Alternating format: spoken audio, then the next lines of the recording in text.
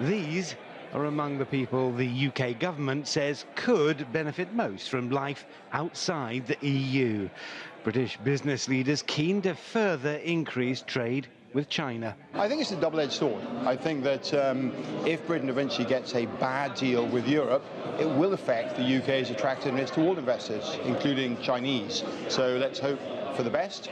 But the positive side of it is that it makes the UK-China trade relationship that much more important. And I'm actually quite positive on that. The European Union currently has no trade treaty with China. Brexit will allow Britain to go it alone, setting up trade deals with countries like China that are currently not allowed under EU rules.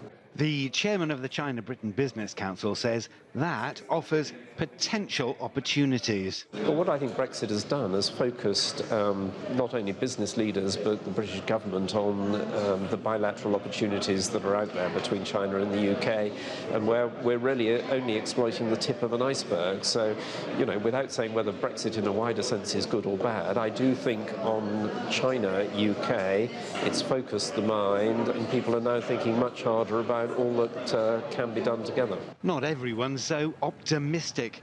At the weekend, hundreds of thousands were on the streets warning against the dangers of Brexit, while north of the border, the Scottish Parliament has again demanded an independence referendum in protest.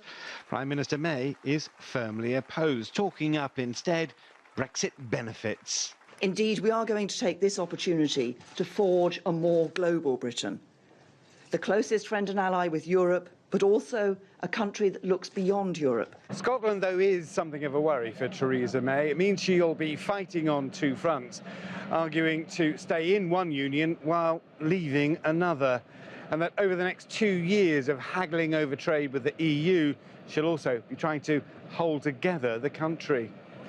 Richard Bestick, CGTN, London.